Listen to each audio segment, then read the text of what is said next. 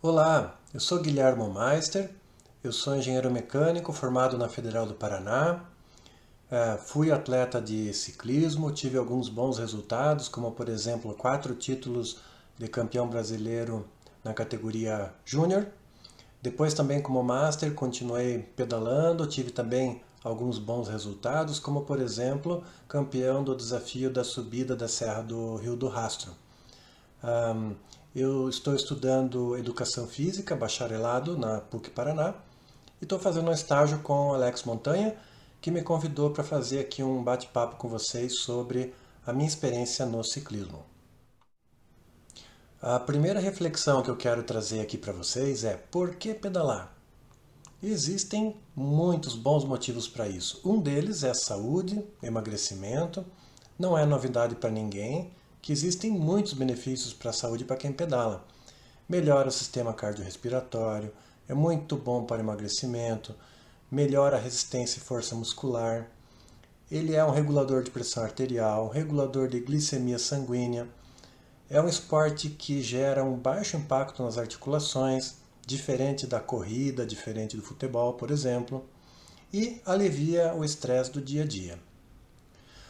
Além disso, o ciclismo ele é muito legal para socialização, para o lazer. Quem pedala sabe que esse negócio, na verdade, acaba até viciando a gente, mas é um vício muito positivo.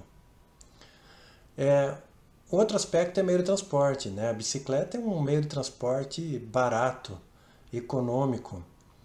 É um meio de transporte que não agride o meio ambiente, é um meio de transporte sustentável. Muita gente pedala fazendo cicloturismo, né? Viajando por esse mundão afora. E existem os atletas entusiastas, pessoas que estão começando, pessoas que começam a participar de provas, né? E querem começar a melhorar o desempenho, querem começar a aparecer no pódio de vez em quando, né? E existem os atletas de alta performance, que já treinam há muito tempo, com muita metodologia, como por exemplo aqui é a Yolanda Neff, que foi a campeã da prova de XCO na Olimpíada do Japão. E você, qual que é o teu propósito? Se você é um atleta de alta performance ou você é um atleta entusiasta que quer melhorar, aqui junto com Alex Montanha a gente pode te ajudar e te ajudar muito.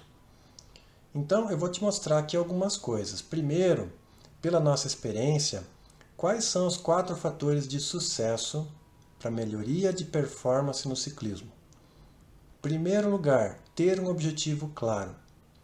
Muita gente treina sem objetivo. Quando você treina sem objetivo, você fica igual um barco à deriva, né? Se a correnteza vai para um lado, você vai para aquele lado. Se vai para o outro, você é levado para o outro lado. Se você encontra alguém que está treinando, você vai lá e faz o treino daquela pessoa, né? Algumas pessoas dizem: eu estou treinando para melhorar. Mas as coisas não funcionam assim. Você precisa ter um objetivo claro. Por exemplo, o meu objetivo é atingir o pódio na prova que vai acontecer em tal data. Esse é um exemplo de um objetivo. Outro tipo de objetivo é você ter objetivos mensuráveis de o quanto você vai melhorar. Então, por exemplo, o meu objetivo é melhorar o meu FTP em 5% daqui a 2 meses. É um outro exemplo de objetivo claro. Então, ter objetivo claro é fundamental para conseguir ter sucesso no ciclismo. Um outro fator é a vontade, a motivação. A metodologia adequada, o terceiro fator importante, e aqui é onde mais a gente pode te ajudar. E por que é importante a metodologia adequada? Bom, se você me perguntar, se eu sair só a pedalar, só a treinar, eu não vou melhorar? Você vai melhorar. Mas você não vai melhorar o suficiente para atingir o máximo do teu potencial. Então, pessoas que pedalam de uma forma desestruturada, sem a utilização de princípios de treinamento desportivo, de fisiologia do esporte, elas melhoram um pouco, mas elas estão muito longe de atingir o máximo do potencial delas. E por isso que é importante a utilização de metodologia adequada. E o quarto fator é a disciplina. O ciclismo não é um esporte fácil de melhorar, né? Ele requer muita disciplina, ele requer bastante treinamento, então sem disciplina é muito difícil ter sucesso nesse esporte. Por que as pessoas evoluem pouco? Eu vou citar para vocês alguns erros bem comuns, né?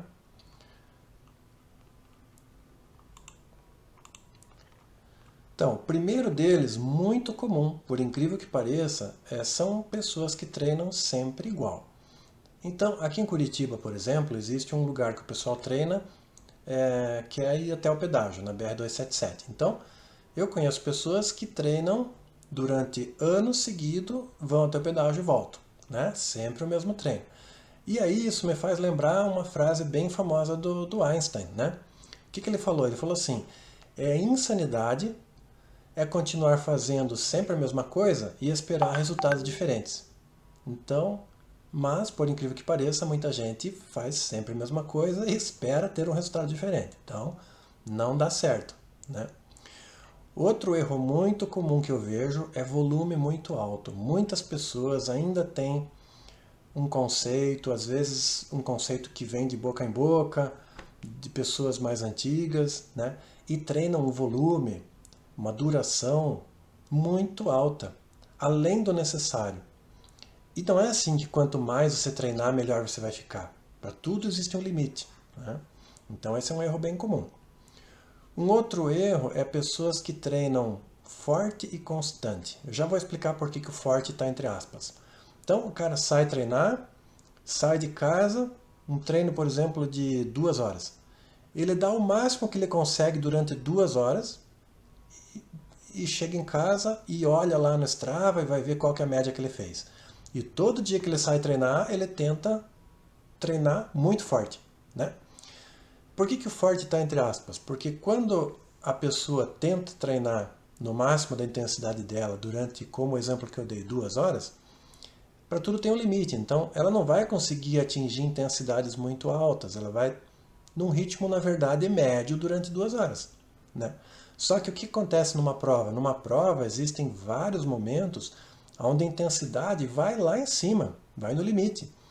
E se a pessoa está sempre treinando forte, mas uma duração longa, o corpo dela não está adaptado para essas intensidades altas com durações mais curtas. Então, por isso que é tão importante os treinos intervalados. Um quarto erro aí, bem comum, é não conhecer as suas fraquezas e as suas fortalezas, né? Então as pessoas às vezes treinam, mas principalmente no começo, né? A pessoa que está começando, ela não sabe no que ela é boa.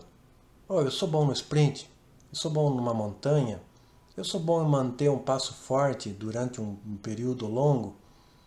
Será que eu sou melhor para mountain bike ou para speed?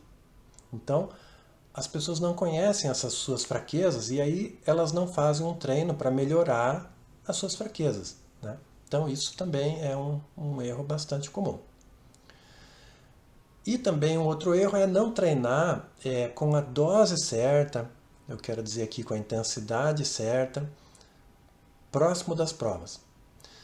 É um período muito crítico quando se aproxima de uma prova importante. Se você treinar de menos, você perde a forma que você adquiriu nas últimas semanas. Mas se você treinar demais, você chega na prova fadigado, não vai chegar no máximo do teu potencial.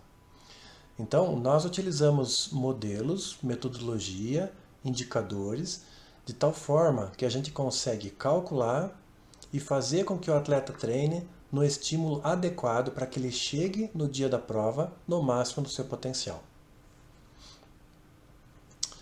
Aqui eu quero falar um pouco sobre a evolução, né? Então, eu vou representar aqui o seguinte, né? Normalmente, né, a pessoa que começa compra lá uma bike, né, por exemplo, uma mountain bike, e vai evoluindo. Se a pessoa tiver grana, ela vai evoluindo, vai trocando de bike, até que chega lá, dali a alguns anos, e ela tá com uma bike top, né? Pode ser mountain bike ou speed. Mas o que tem nesse meio termo? Será que é só bike que importa? Não, existem muitas outras coisas que ajudam na melhoria do desempenho que não são a bicicleta. Então, vamos começar do mais básico. Tendo aí um smartphone, você já consegue baixar um aplicativo, por exemplo, um Strava, e você já vai conseguir ver ali tua velocidade, tua distância, já dá para começar a treinar, né? Não é o ideal, mas já dá para começar a evoluir. O primeiro nível aí de evolução seria você ter um medidor de frequência cardíaca. Com isso, você já consegue definir faixas de intensidade de treino. Ainda não é a forma ideal, mas frequência cardíaca já ajuda muito. Um próximo nível pode ser a medição de cadência. Então, o ciclismo não é só medir a intensidade, mas também medir a rotação com que você gira os pedais, né? Rotações por minuto. Então, um medidor de cadência já vai um nível um pouco além, você já consegue monitorar melhor o teu treinamento. E aí tem um nível que é um grande salto, na verdade, no treinamento, que é você utilizar medidor de potência. Então, os medidores de potência, além de medir a potência, eles também medem a cadência. Por isso que eu apaguei ali a medição de cadência da imagem anterior. Existem várias formas, existem, por exemplo, pedais que medem a potência, existem sensores que vão na pedivela, existem medidores de potência no cubo traseiro, existem medidores de potência no eixo, no movimento central. Então, existem várias formas, né? E é um salto quântico no treinamento, né? Eu vou mais tarde explicar um pouco sobre a potência das vantagens. E associado a isso, existe também os rolos Smart, né? Então, eles, além de poder treinar de uma forma interativa, eles também medem a potência. Então, eles são muito bons para fazer treinamento no ambiente bem controlado, treinamento intervalado. Então, esses rolos Smart são muito bons para o treinamento. Você pode baixar aplicativos, usar, por exemplo, plataforma digital, uma delas é a Zwift, né, na qual você treina num ambiente virtual com pessoas do mundo inteiro. Então você tem ali teu avatar e você treina nesse ambiente virtual, você consegue baixar treinos, né? E no caso nós, quando a gente faz o treino para os nossos atletas, a gente planeja os treinos dentro do Zwift, de tal forma que o atleta abre o Zwift lá na casa dele e só puxa o treino que eu planejei para que ele faça naquele dia. Então, é um treinamento totalmente individualizado. O atleta não precisa ficar pensando, não precisa ficar montando treino, ele só tem que abrir o Zwift, clicar no treino dele e seguir as orientações que estão escritas ali na tela. É muito legal. Então, esse é um nível então mais alto aí que a gente pode ter de treinamento, né? E por que treinar com potência? Então eu vou explicar um pouco sobre isso. Bom, existem três motivos mais importantes. Primeiro é que é possível definir a intensidade de treinamento com muita precisão através da potência. O segundo é monitorar o desempenho para saber se você está melhorando. E o terceiro, o medidor de potência, ele é como se fosse uma ferramenta que você pode usar durante a prova para te ajudar na prova, né?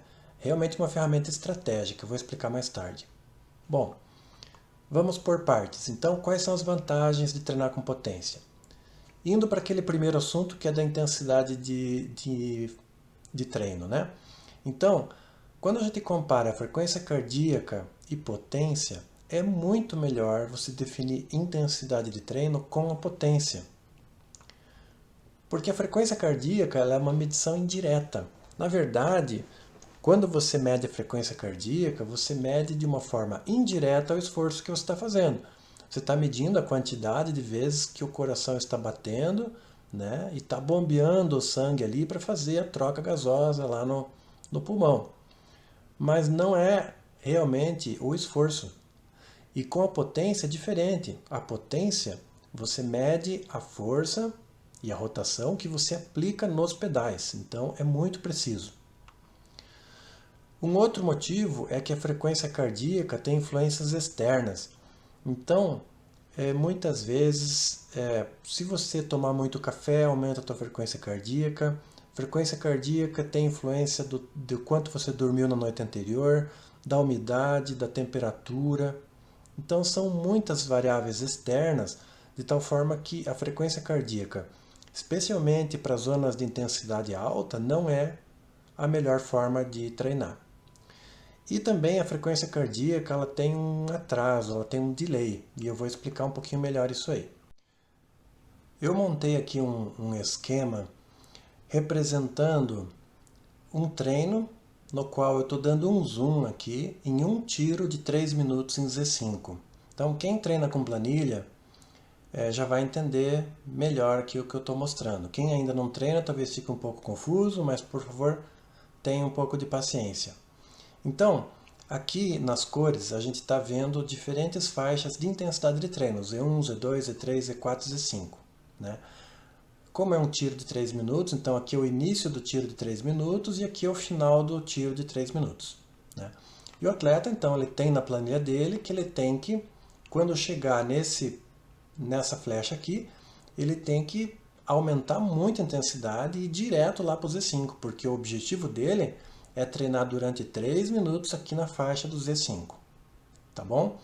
Então a gente vai ver aqui o comportamento da frequência cardíaca nesse tiro e depois o mesmo tiro, só que na perspectiva da potência. Então o mesmo tiro, só que ao invés de monitorar a frequência cardíaca, a gente vai estar enxergando qual é o comportamento da potência para uma comparação, tá?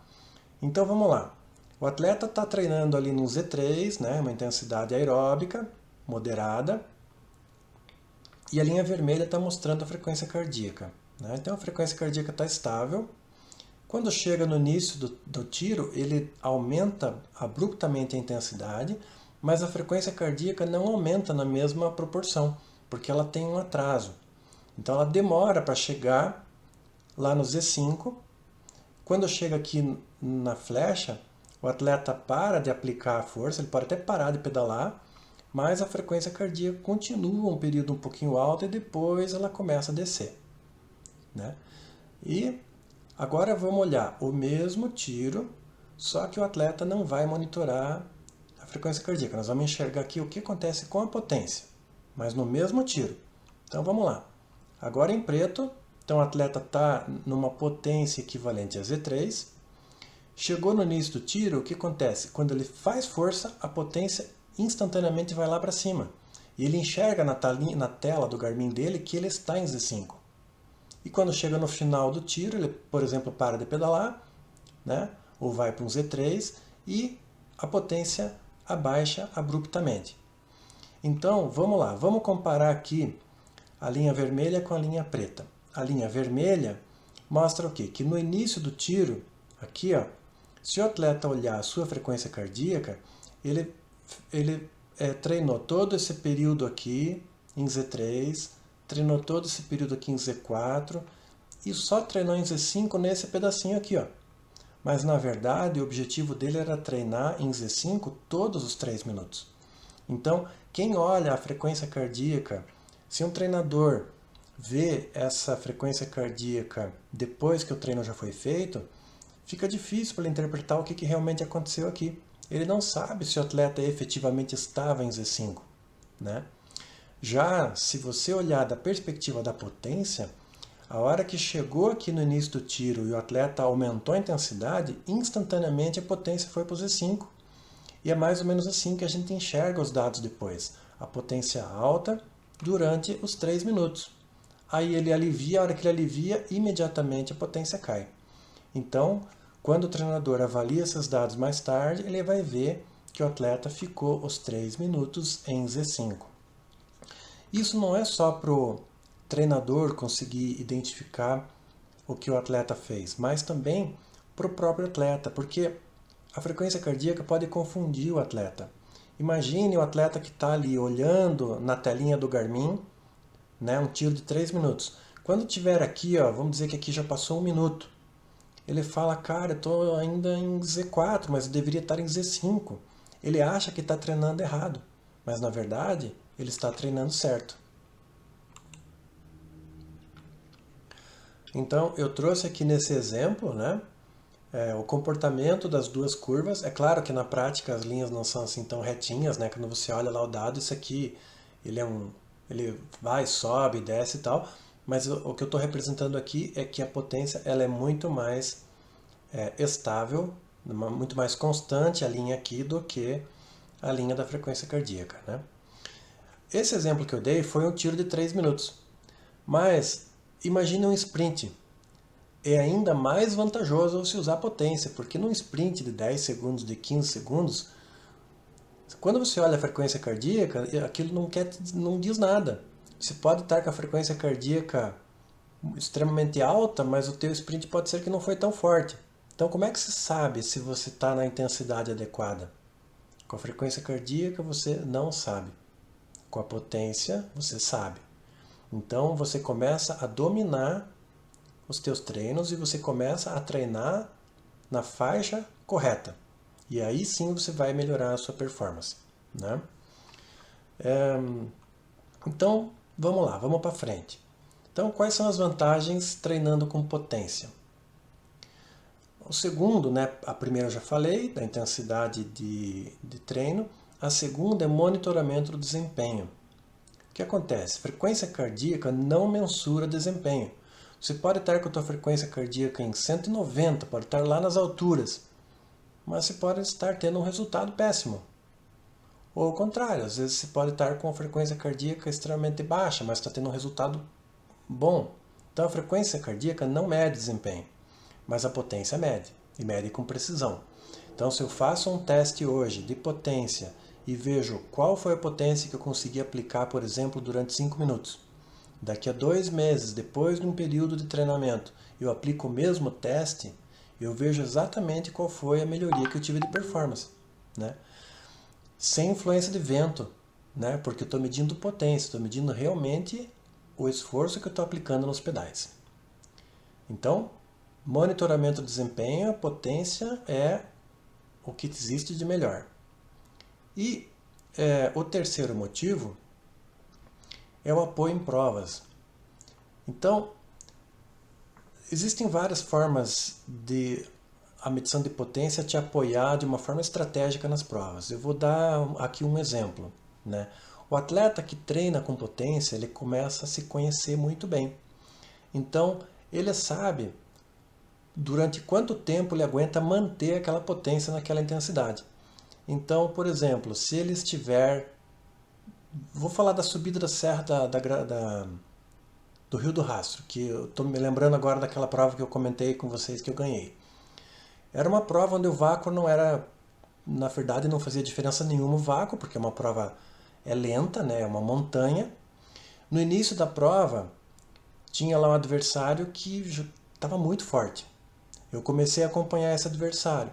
Aí eu olhei no meu Garmin, olhei a potência que eu estava aplicando, e como eu me conheço dos treinos, eu já sabia, cara, eu não vou aguentar essa potência mais de 5 minutos. Daqui a 5 minutos eu vou morrer. Então não adianta eu querer ir com ele. Eu só vou me desgastar. Pode até ser que eu não pegue ele, se ele for muito mais forte que eu. Mas não adianta eu tentar. Eu preciso ir na potência que eu aguento, né? Aí eu tirei um pouco o pé e fui naquela potência que eu estava treinando, que eu sabia que eu aguentava. Um pouquinho acima, logicamente, porque sempre na prova você consegue fazer mais força do que na corrida, né? E aí lá na frente eu alcancei ele, passei dele e ganhei a prova. Então esse é um exemplo, mas existem vários outros exemplos. Numa contrarrelógio é extremamente benéfico você ter a potência. Ou numa prova de triatlon, num Ironman. Num Ironman, se você pedalar muito forte, você pode até aguentar ali os 180 km. Mas a hora que você for para a corrida, você pode estar quebrado se você fez muita força, né? Então, controlar pela frequência cardíaca não funciona, mas pela potência funciona, né? A gente estabelece qual que é o limite que o atleta deve ter de potência durante aquele percurso, né? Ele fica naquela faixa e vai obter um bom resultado na prova. Então, existem várias vantagens aí, como vocês estão podendo ver, né? Bom, vamos falar um pouco de metodologia. Qual metodologia que a gente aplica, né? A primeira coisa é uma pesquisa, uma conversa, um bate-papo com a pessoa, com o atleta, para entender quais são os objetivos, qual é a prova, o que ele quer melhorar, né? Depois a gente faz um teste e com esse teste a gente consegue identificar quais são os pontos fortes, quais são os pontos fracos desse atleta, né?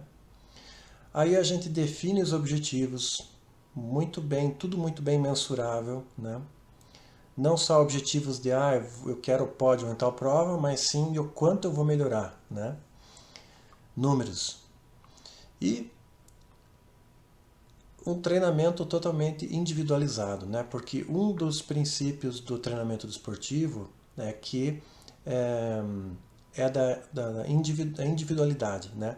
Você pode ter o mesmo treino aplicado para um atleta, ele vai ter um impacto diferente em um outro atleta. Então é importante que o treinamento seja individualizado e que seja em forma de um looping, né? Você não pode dar o treino e não ter essa retroalimentação de como o atleta está se comportando, como o atleta está se sentindo, se o atleta está melhorando ou não. Então a gente tem que usar a teoria, mas a gente também tem que observar, né, como o atleta está se comportando para a gente conseguir adequar os treinos, usando teoria e usando também a experiência prática. E aí a gente vai fazendo o monitoramento do desempenho, né? De tempos em tempos, a gente aplica o teste e a gente mostra qual que é o ganho que a gente está obtendo, né? E assim, a experiência que eu tenho, você pega um atleta que não está acostumado a treinar com metodologia, você aplica a metodologia, em 8 semanas de treino, ele melhora a performance dele de 5 a 20%, depende do atleta. E quando a gente fala 5%, gente, é muita coisa, não é uma melhoria pequena, ok? Então o resultado não pode ser outro, o resultado realmente aparece. Então, a gente tem também treinamento à distância, né? Hoje em dia com as plataformas digitais, a gente não precisa estar junto, nem na mesma cidade. Então a gente usa uma plataforma Training Peaks, apesar de a gente pode usar também outras plataformas.